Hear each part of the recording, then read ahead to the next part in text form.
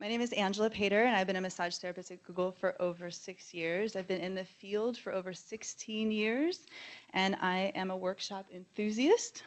3 years ago, I went to a course for continuing education in craniosacral therapy through the Upledger Institute in Berkeley, and our guest speaker's unique teaching style stood out at that class. As an educator, Eric is direct and leaves ample room for students to think for themselves. Eagerly, I registered for the next course he was instructing at Esalen, and at that time proposed he came to talk at Google. Eric lectures to a variety of audiences here and abroad and enjoys discussion. He enjoys learners, and I enjoy that about him. So I'm very pleased to introduce Eric Moya. His background, I should tell you a little bit, is as a massage therapist and a mental health counselor. He's been teaching and lecturing internationally for the Upledger Institute for 13 years and is a former director of education at the Esalen Institute in Big Sur. In addition to teaching, he currently maintains practices in San Francisco, Santa Cruz, and Carmel, all in California. He's going to talk to us today about manual therapy, which is a big topic. Great, thank you. Awesome. Great, how are y'all doing today? How's lunch? All right, cool. Well, thank you so much for having me here today. As Angela said, my name is Eric Moya. I do basically have made a career as self-identifying as a manual therapist. It was just interesting walking around here. As Angela's been telling me, I understand that the topic of manual therapy is a big one around here. I've also been informed that Google has a push right now to kind of help its employees with work-life balance. And then even little things, I saw that there was an advertisement for craniosacral therapy in the bathroom just now as well. And I've also been told that there's some curiosity here at Google around craniosacral therapy or other forms of manual therapy.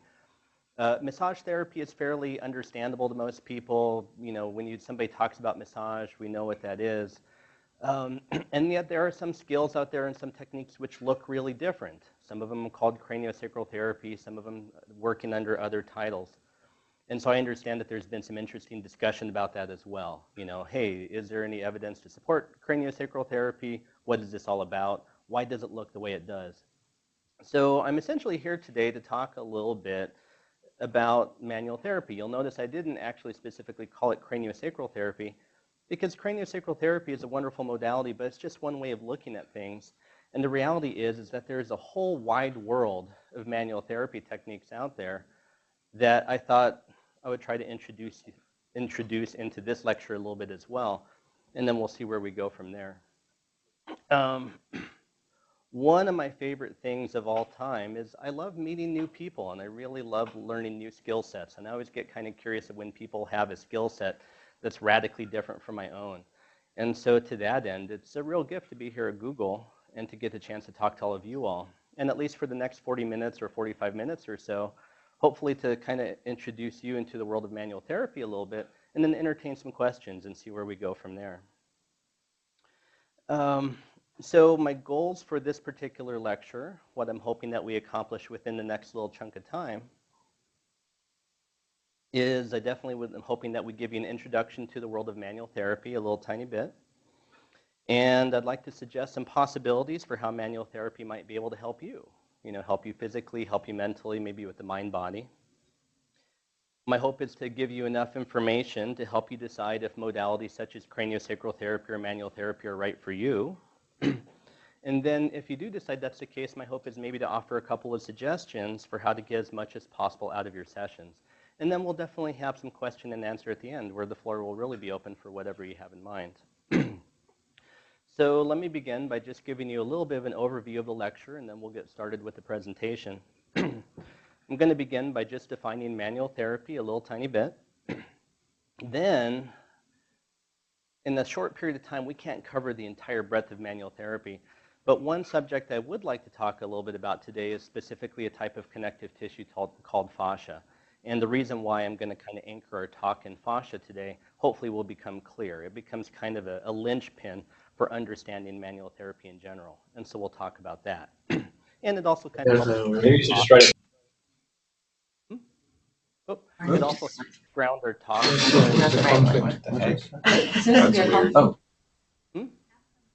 Okay. Oh, can you all mute, please? Oh, wow, look at that. Cool. All right. These are all people who are joining us from elsewhere? Yeah. Oh, right on. That's cool. Okay, back to where we were. So we'll talk about fascia kind of as a linchpin for kind of how we understand manual therapy, and also kind of grounding our talk in concrete stuff that we know, stuff that we can point at, things that we can touch. I will try to build an overall understanding of tissue health that is deeply holistic rather than reductive. One of kind of my agendas or goals for the day, hopefully. We will do an illustrating exercise with some finger cots where we'll actually have you participate in that one a little tiny bit. It's real simple though. You can just do it right where you're at. And then I want to talk about basically contributing factors and how problems arise in the body and just kind of shifting our point of view a little bit from how we might normally think of massage therapy. And then we'll offer some concrete ideas for how manual therapy works, some suggestions from what to expect from a session, and then we'll close our talk and with hopefully a little bit of time for question and answer. And then I'm certainly planning on sticking around a little bit as well to just entertain whatever conversation topics you happen to have. All right, so without further ado, let's go ahead and get started with the presentation a little tiny bit.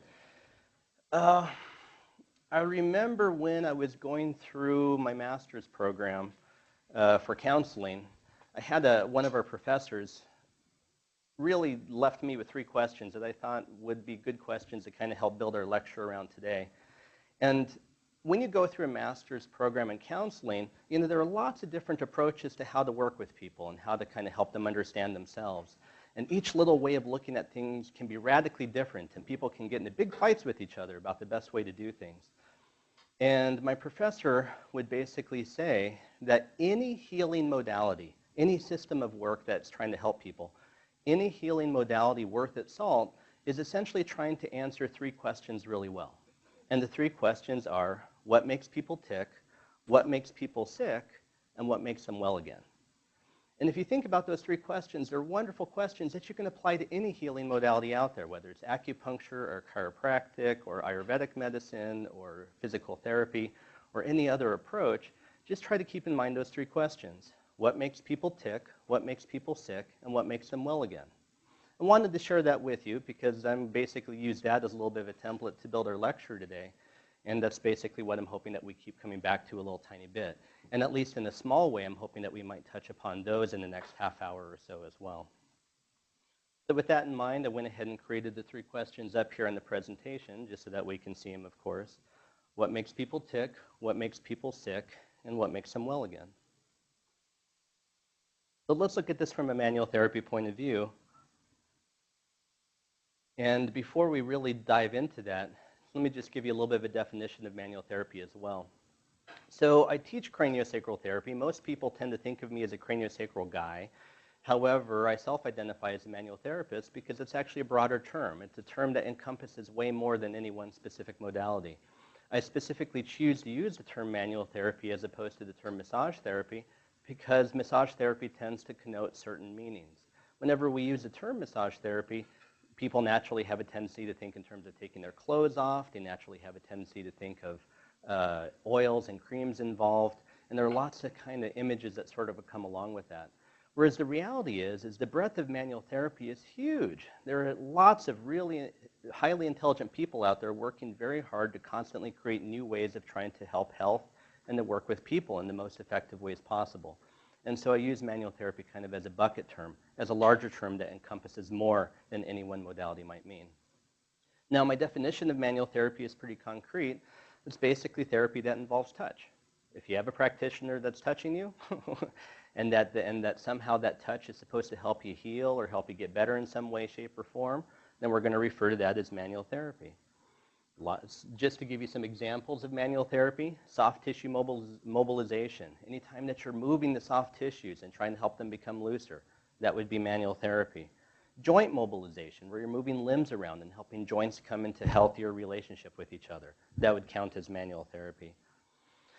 Basically working with the bones, muscles, tissues, nerves, blood vessels, basically anything that can be physically touched, we can sort of refer to as manual therapy. And then, of course, as you can imagine with my backgrounds, both as a massage therapist and as a mental health counselor, I'm a big fan of the mind-body effects too. I absolutely believe that the mind and body are connected to each other, and so we're going to have some of those benefits as well in the whole process. All right, so let's go back to our roadmap a little tiny bit of what makes people tick.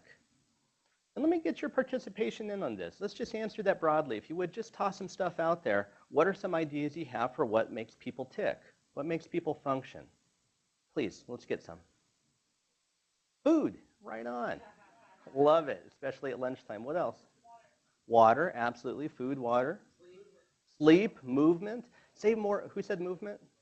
Could you say a little bit more what you imagined by that? Absolutely, exercise. Nice. Relationships. That's an important one. Nature. Good. Perfect. Yeah, you guys are great. I took a stab at a few myself, but I mean, we can all answer that, and to some extent, we're going to answer that a little bit uniquely for ourselves. A couple of the ones that I just tossed out there: meaning and purpose, connection, basic life needs, of course, which would be the food and the water aspect, health, community. Some of you noticed I took a moment to double-click on the whole movement comment. There are different, in manual therapy, there are different ways to look at movement. There's absolutely movement in terms of exercise and gross movement. There's also movement on a solid body level as well. Some of my osteopath friends sometimes have a saying where they'll say, you don't grow old, you just stop moving. And when I hear them refer to that, to me, I always hear them say that in terms of a physical exercise level, but also that our bodies are just characterized by movement. And we'll actually get a chance to revisit that a little bit more later as well. So now, coming back into the topic of, we just sort of answered the overall question of what makes people tick in a general way. Because this is a topic about manual therapy, let's talk about how we might answer that from a manual therapy point of view. And on a tissue level, this is where I want to talk about the idea of fascia, or connective tissue called fascia. Just a quick show of hands, how many of you here have ever heard the term fascia before? Oh, good, nice. That's a whole bunch of you. And you know what? Having been in this field for just under 20 years, people are more and more familiar with the idea of fascia than they ever have been before. And that's part of the reason why I want to talk about it today. It's increasingly becoming that thing that helps us all understand what we're all working with, no matter how we're approaching it. Now, if you're not familiar with the term fascia, fascia is just a word that refers to a very specific type of connective tissue. We all know there are different types of tissue in the body. There is muscular tissue, there's nervous tissue, there's epithelial tissue, and then there's connective tissue. In our case, we're talking about connective tissue. It's all the tissues in your body which connect stuff to each other. And specifically, we're talking about one type of connective tissue called fascia. If you've ever, for those of you who happen to eat meat, if you've ever bought a chicken breast and taken it home, fascia is basically that covering that covers the chicken breast. If you've ever eaten a piece of beef jerky and you pull the pieces of the beef apart and you have those little white fibers, those little filaments, that's basically fascia. It's the connective tissue that really connects everything in the body together. So I did toss a couple of pictures up there just to sort of give you a little bit of a visual. But really, if you've ever just kind of pulled apart a piece of beef jerky or cut open a piece of chicken or just somehow in your background pulled apart a muscle in some form or another, then you pretty much have an idea of what we're talking about with fascia. Oh, and by the way, since we're having lunch, I made sure to put a whole lot of really gory dissection slides in here, okay? I'm joking. No, this is about it, actually. You'll be thankful to know. I saw a couple of smiles when I put that picture up. All right, so let's talk about fascia a little bit more. What is fascia? Things for you to kind of know, things for you to just be aware of. It's a type of connective tissue. That means it connects stuff in your body. One of the things I hope you really understand is that fascia is everywhere in the body. It is prevalent everywhere in the body. Just to give you an idea, fascia forms the immediate environment of every single cell in your body. It wraps every axon. It wraps every nerve. It wraps every muscle fiber. Fascia is a way to basically say that the whole body is connected to itself. And increasingly, in the world of manual therapy, when people start talking about the dynamic interconnectedness of the body, they start talking to fascia because it's the tissue means by which you can have a problem in one part of the area, or you can have a problem in one part of the body that's actually impacting the entire body rather than just that one local little area. And that's one of the ideas that we're trying to really build on a little bit today as well. So in addition to connecting stuff, fascia allows human movement. Basically, you can think of fascia as layers slipping and sliding past each other. When I do something as simple as take my arm and move my arm up above my head, a whole lot of really amazing things have to happen in my body. All the muscles have to change relationship with each other. They have to slip and slide and move around past that bone. And yet at the same time, I need to be able to get blood flow to my extremities. I need to be able to have nervous innervation to my extremities. All this movement has to happen, and yet everything still has to function just fine. Fascia is the reason that that can happen. It enables everything to slip and slide around past each other. Another key thing I'm hoping that you kind of walk away with when you think about fascia is that we have nerves that go to fascia. So what that means is that your fascia is under control of your nervous system. When your body needs your fascia to change, it will. It also means that you receive information about your body through your fascia as well. You feel through your fascia. Part of your sense of who you are, part of how you feel, is information that comes to you through this connective tissue that we're talking about. Another point that I'm hoping that you walk away with on this one is to basically know that fascia is constantly changing. It's dynamically adapting to situations. As your life changes around you, your connective tissue is trying to adapt in order to help you more appropriately work with that part of you. And then the last point, and I've already mentioned this, the reason why we're talking about it today, is this is the stuff that is connecting wildly different approaches to the body. This is the conversations and dialogues around fascia is what helps people make sense out of massage therapy, craniosacral therapy, visceral manipulation, and all these other different modalities. All right, so thank you for that little piece. Now, let's move on to our next little question of like what makes people sick.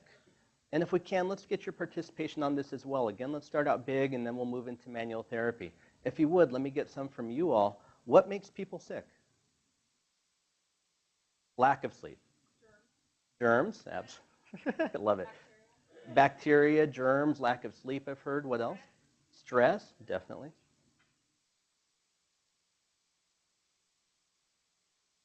Trauma, definitely.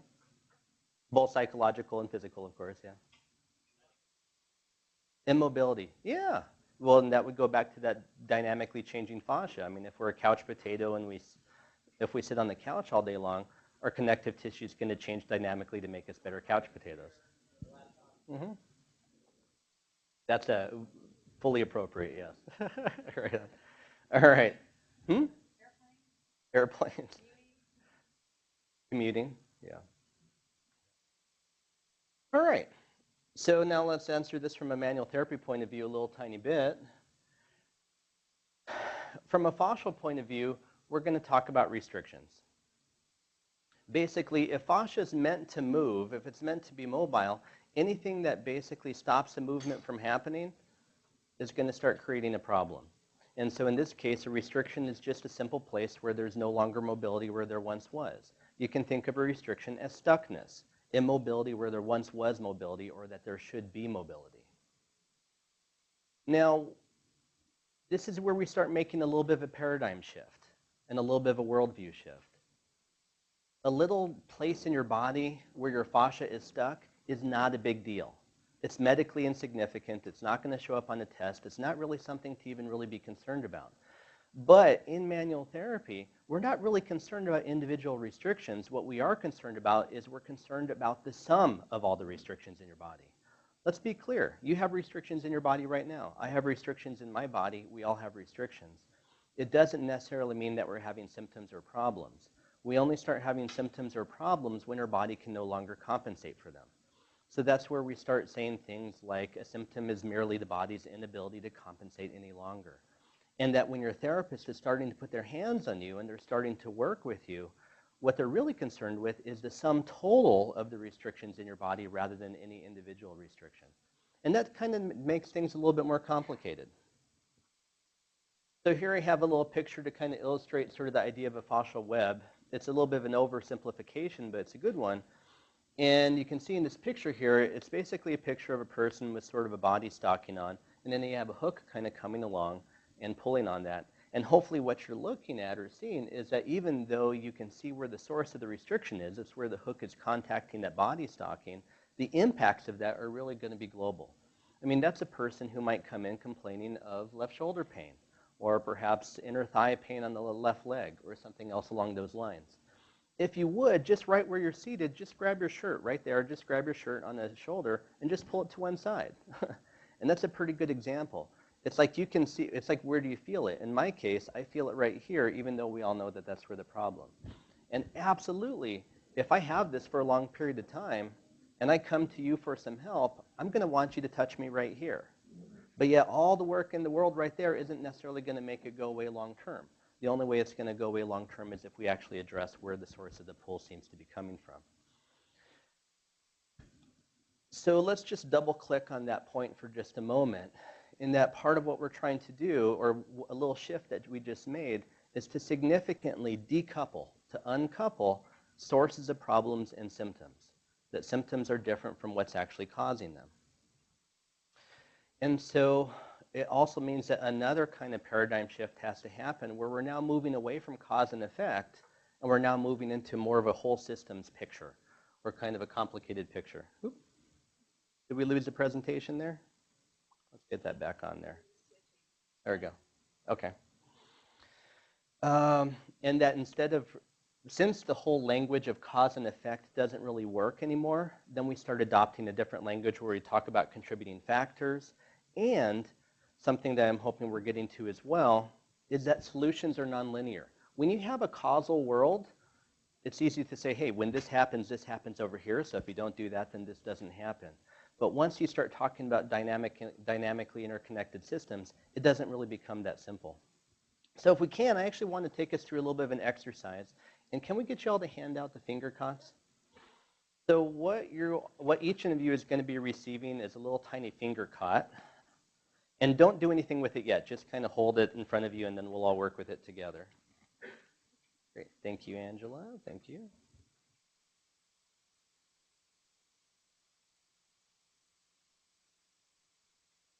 Let's see. Let me go ahead and stop sharing this. And once again, just take one finger cot and don't do anything with it quite yet.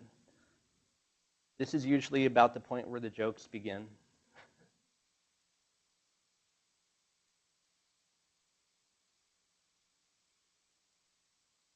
Yes, we all know what they look like.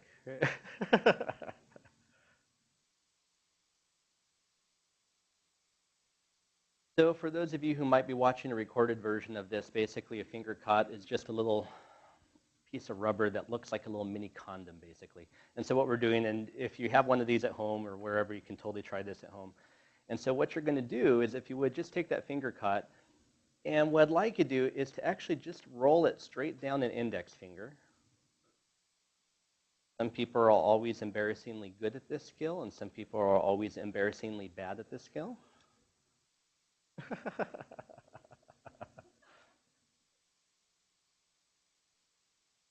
All right, so once you have the finger cot rolled down a finger, just straight down a finger.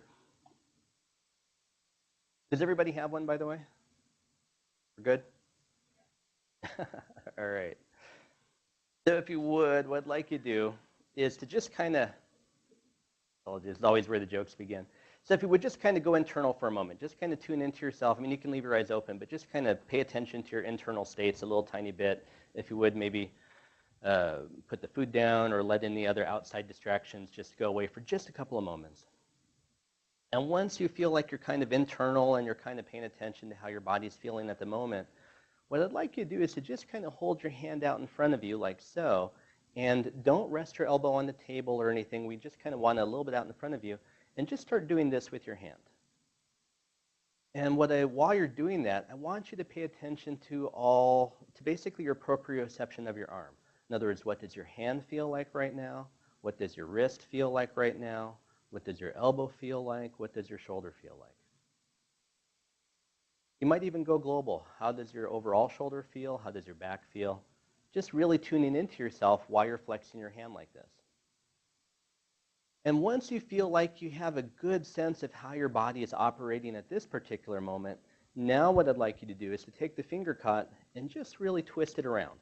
And the trick is going to be to twist it around enough that it's actually kind of uncomfortable, where you can actually see it twisted and torqued around your finger. You should be able to both see it and feel it torqued around your finger.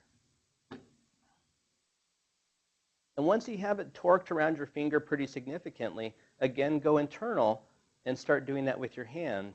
And notice what changes you feel in your arm and your wrist right now. And if you really tune in and you have it torqued pretty well, what you're starting to notice is that your arm is actually wanting to kind of twist to undo it. Are you all able to feel that? Yeah.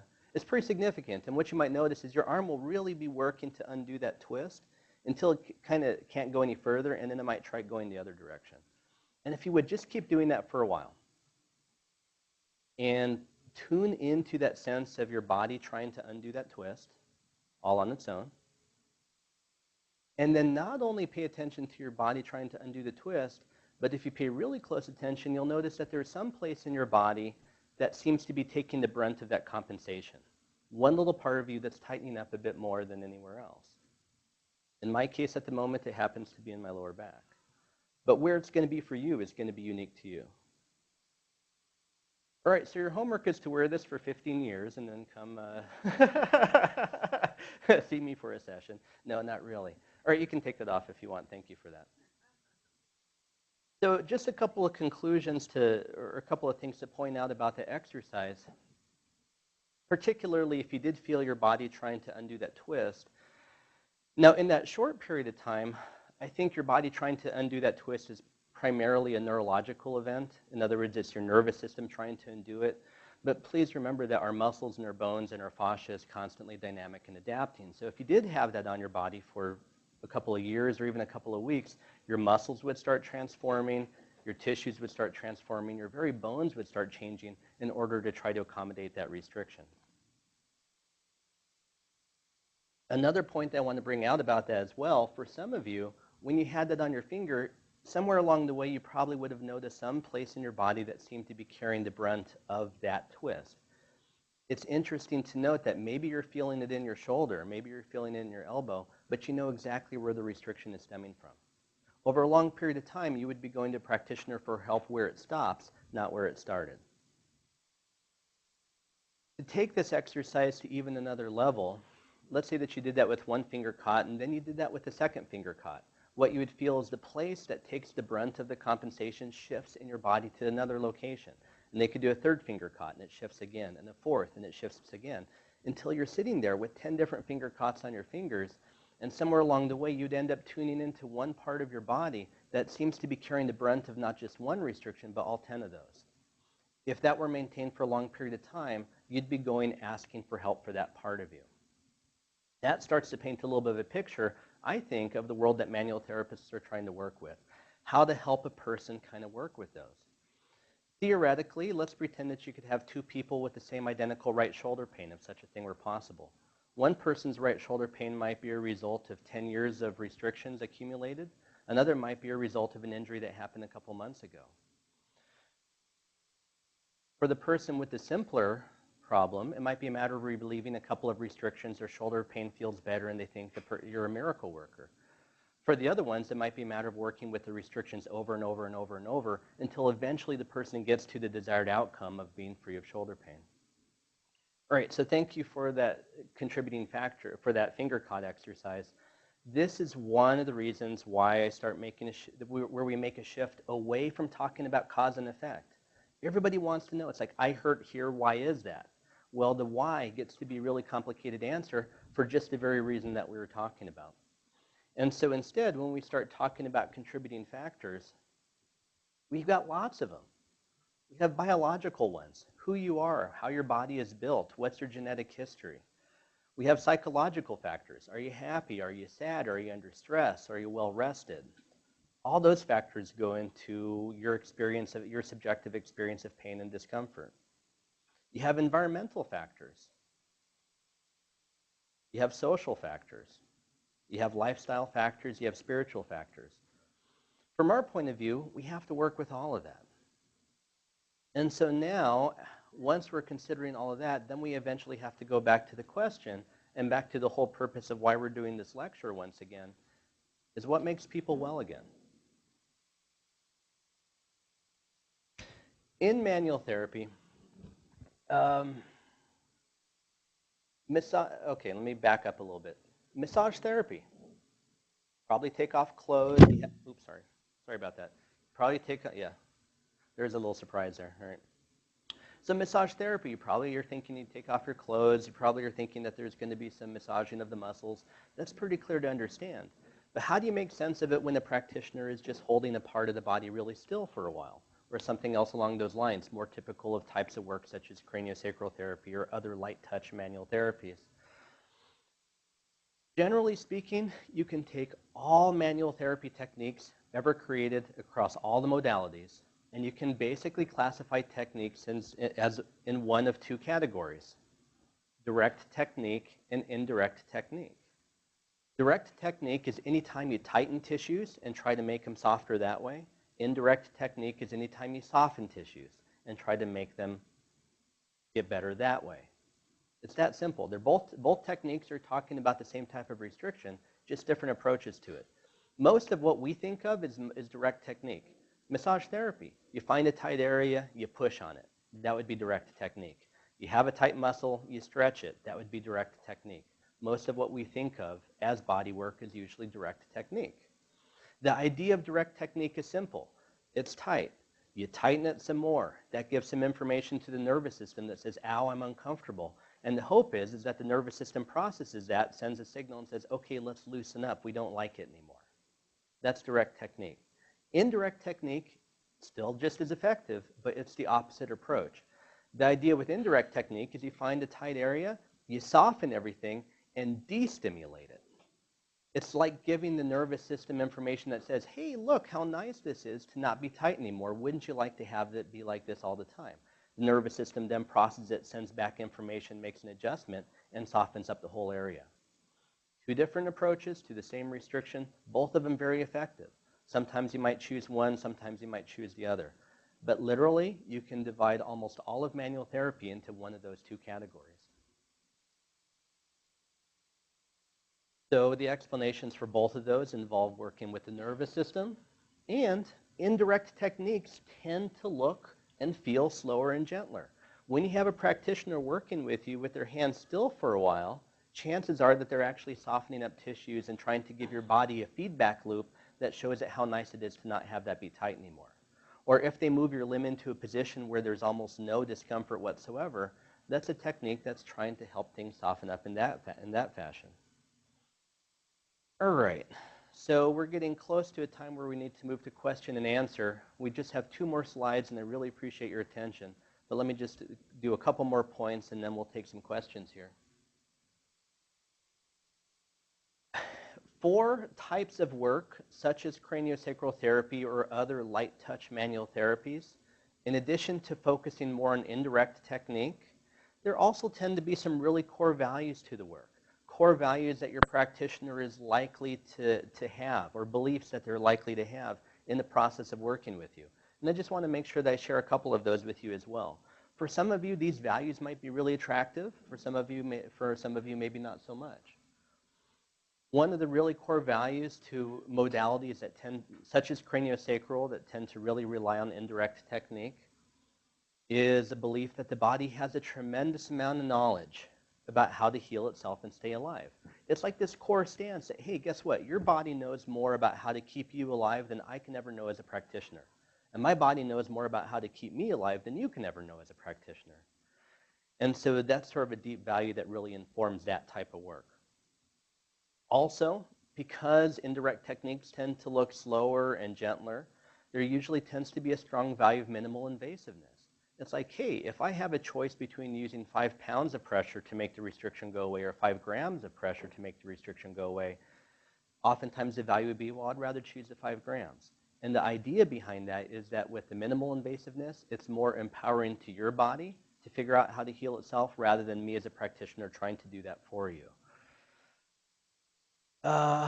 Another one is meeting a client where they're at, really believing that, hey, if you have more information about how to heal yourself and stay alive, the best possible therapeutic stance I could take is to really listen to you and meet you where you're at and find out what's most important to you. Another core value, the body is interconnected. Hopefully that's not a tough sell, especially after the whole fascia talk that we just did.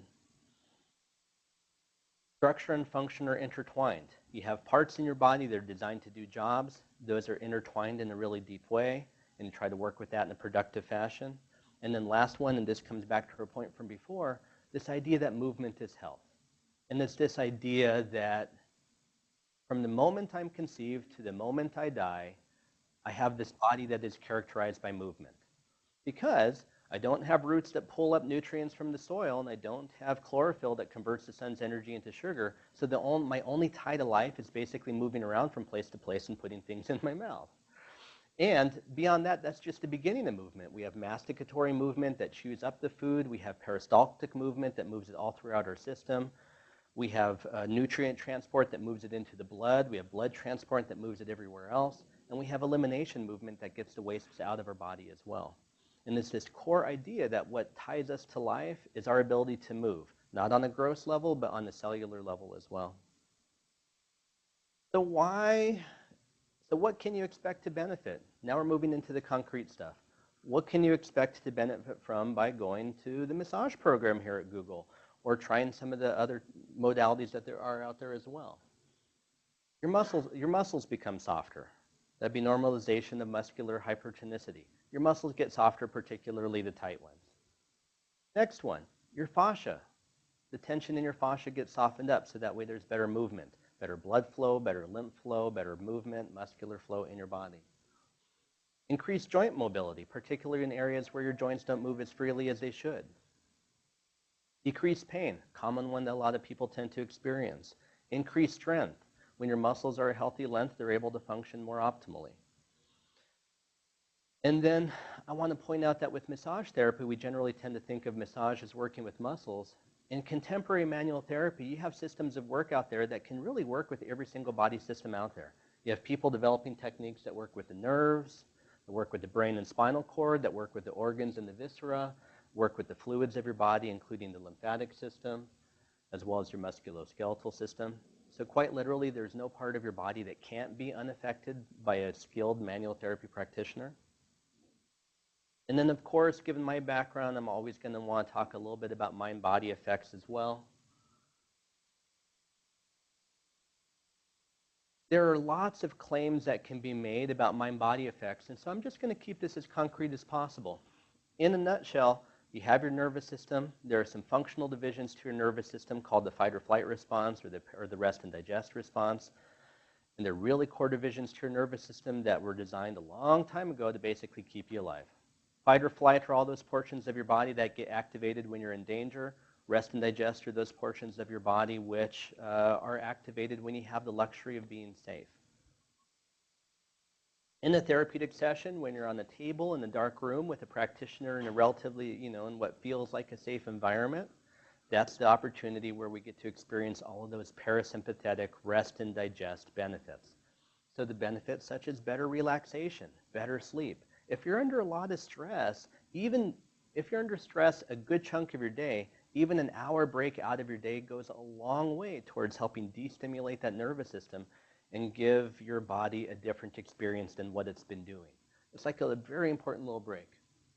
And so that also helps with digestion. When you're under stress, you can't digest your food well. Your body's ability to heal itself is actually governed by the rest and digest system, because from your body's logic, healing is a luxury of being alive. In other words, if you're being chased in the woods by a tiger, your body isn't concerned with properly healing that cut that you got yesterday. It's more concerned about keeping you alive. So please remember that your ability to heal is dependent on your ability to be relaxed and rested. Proper elimination and proper reproductive function. All your reproductive functions, all your sexual functions are basically tied to your ability to relax and digest as well. And then physical compensation do have mental components as well. All right. So what am I hoping that you really kind of take away from this whole presentation most of all? Receiving sessions provides a much needed break to your body and your mind. I'm hoping that you're realizing that the effects are longer than just an hour, that the effects are both short-term and long-term. If you choose to go for sessions here at Google or try CranioSacral or try try massage or whatever you choose to do, to get the most out of your session. Relax as fully as you can, and you are fully entitled to expect it to be entirely about you. Oftentimes, the best way that you can kind of approach a session is sort of a here and now focus, a present moment focus. So I'd encourage you to be open to whatever thoughts, memories, feelings, sensations you have. Basically, it's like a meditation or a mindfulness process. The more aware and tracking you are going in your own body, it actually helps the releases happen quicker, believe it or not. And then also, given our talk about fascia and dynamic interconnectedness, I'm hoping that what you are walking away from is that the solution to your personal health goals might have multiple contributing factors. So I'm hoping that you're not really looking at cause and effect so much as like, wow, what are all the factors going on in my life that might be contributing to my problem, whatever that happens to be. All right, so we'll go ahead and shift over to some questions. Again, just really thank you for your attention and your engagement. Thank you for being willing to do that finger caught exercise. Yeah, if you need more information, you can go on there. I have not put it up yet. My intention is to tonight put up basically a list of works consulted and works cited for this presentation tonight. So that way, if you're interested or you want to pursue a little more information, you can go check those out. All right. So, any questions? You betcha. Thank you. Please.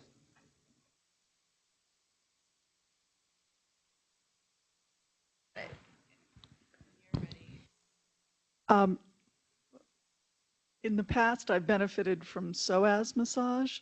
Are there similar modalities that go down into deeper tissues in other parts of the body? Absolutely. I would actually say there are probably lots of modalities that really get very deep. Believe it or not, some of even the lighter touch modalities actually get there very deep. They just get there in indirect ways. But I'm really happy to hear about your experience with psoas massage. That having those deep flexors worked can really kind of open up whole body lines. Yeah. Cool. She says that was very helpful with pain control. Absolutely, yeah. Yeah, I think psoas work can often be a good example of the body being interconnected to itself, because we can end up with pain in the back or pain in other parts of the body that we wouldn't naturally connect to that muscle way down deep in there. Yeah, great. Yeah, and to go one step further as well, muscles don't always fire when they're supposed to as well. So sometimes having the contact and the stimulation kind of helps them fire when they should too. Great, thank you. Please.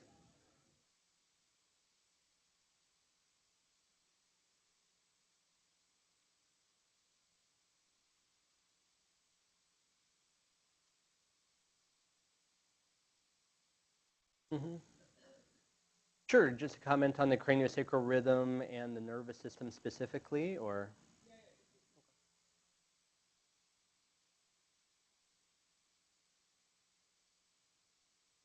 Sure.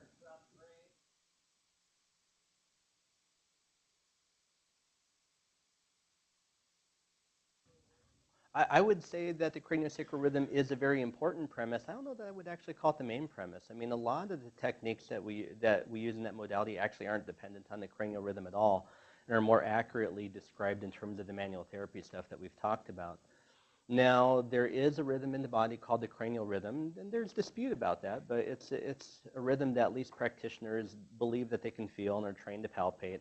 And it's a rhythm that essentially expresses itself in the form of an external rotation and an internal rotation of the body, and basically an overall expansion and contraction of the cranium. The belief and the perception is that it is a physiological and a physical rhythm that just happens at a level too small to see. And so craniosacral practitioners will palpate that rhythm in an effort to basically identify restrictions. Now, there are different approaches to craniosacral therapy, and the one where we tend to focus on most of all, the argument would be that the perception of the rhythm in the body is actually a fascial tone response, a gentle fascial tightening and loosening based on what's happening in the central nervous system. And so the practitioners that we train are tuning into any areas in the body where there is a lack of rhythm as basically being a place to identify where the fascial restrictions are. And so therefore, it comes back to being a fascial modality at the end. Please, is there, or I'm not sure that I got your answer, your question fully, but. Oh, right on. Yeah. Mm-hmm, mm-hmm. Great. You bet.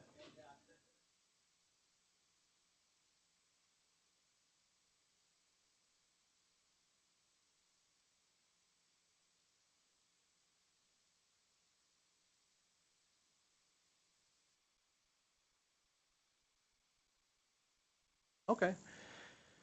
Um, I would say different approaches put different focuses on the importance of that rhythm. Some modalities really make it front and center, others not so much. So other than to say that very much is an important part, yeah. Great. Cool.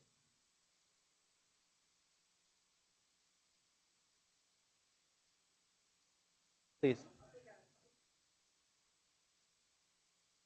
Recording. Thank you. Yeah, thanks.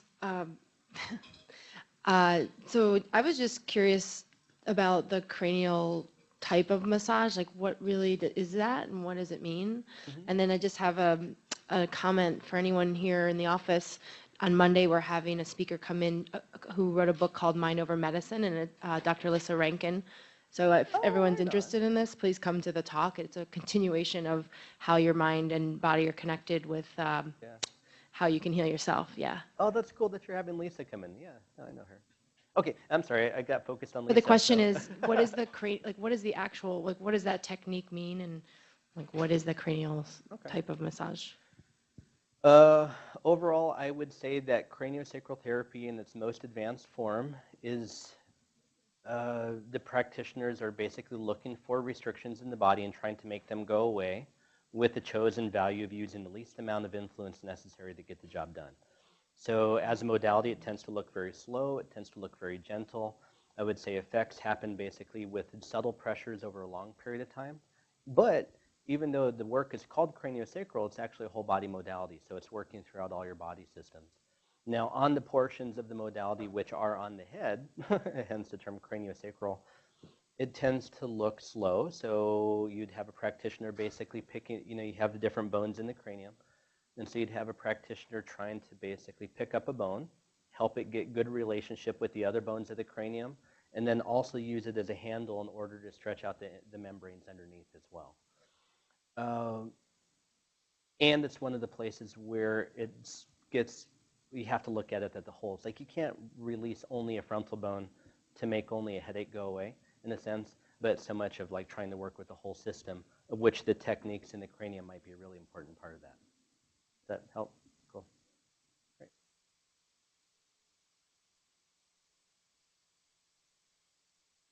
All right, well, let's go ahead and close. Thank you so much, everybody. Have a wonderful afternoon and a wonderful day. Yay.